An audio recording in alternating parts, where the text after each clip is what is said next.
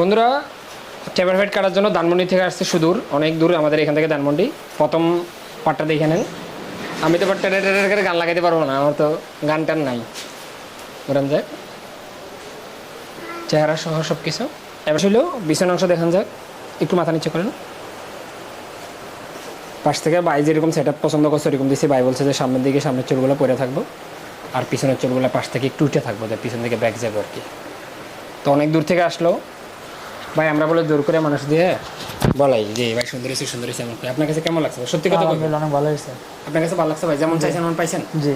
তো মানুষ কি লিখে যে জ্বালায়, আর কি লিখে তো হয় নাই পাঠিয়ে আসে। একটা মানুষ চুল কাটতে গেলে ওই ভিডিওটাও কিন্তু ও দেখে, তো কমেন্টের মধ্যে এরকম লিখকে বলে লাগে, বুঝছেন না? ইরিশ করে হোক হিংসে করে লোক।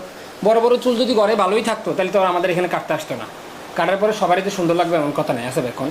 তারপর তো আমরা চেষ্টা করি। আমাদের কোনো ভাই টুটি পাইছেন যে কাটিংয়ের খেয়ালের ক্ষেত্রে? না, অনেক এরকম কোনো ঝামেলা পান নাই, পাইছেন? না, না। এরকমই তো চাইছিলেন। জি জি। তো ধন্যবাদ সবাই, আজকের মতো এখানেই বিদায়। আবার দেখান যাক চুলের কাটিংটা। এটা পিছনের অংশ, এটা পাশে। আর সামনে থেকে উনি যেভাবে বলছে যে কপাল বরাবর থাকবো, যেন চোখে না ঢুকে আর কি। চোখে ঢুকবো না, একটু বাঁকাতারা করে দেবেন যদি চোখে ঢুকে। এমন সমানভাবে কাইটে কোনো দিনও সমান রাখা যায় না, বুঝছেন কি বলছি আমি? তাহলে কিন্তু সুন্দর লাগবে না, কিন্তু পরে দেখবেন কি এখানে উঠে রয়েছি। চুলের নিয়ম একটু বাঁকলইবই, বুঝছো? এই বুড়োর কারণে এই চুলগুলো এদিকে পড়বো না, কারণ বুড়ির মধ্যে পচায় পচায় থাকে আর কি। আমি অনেকবার খেয়াল করছি। আমাদের এমন একটা সাইজ দেওয়ার দরকার যেন বুড়ির এখানে এসে বাঁকটা লয়, তখন কিন্তু সুন্দর লাগবে। যে সামনের দিকে দিলে তখন সুন্দর লাগবে। আবার দেখান যাক পাশগুলো।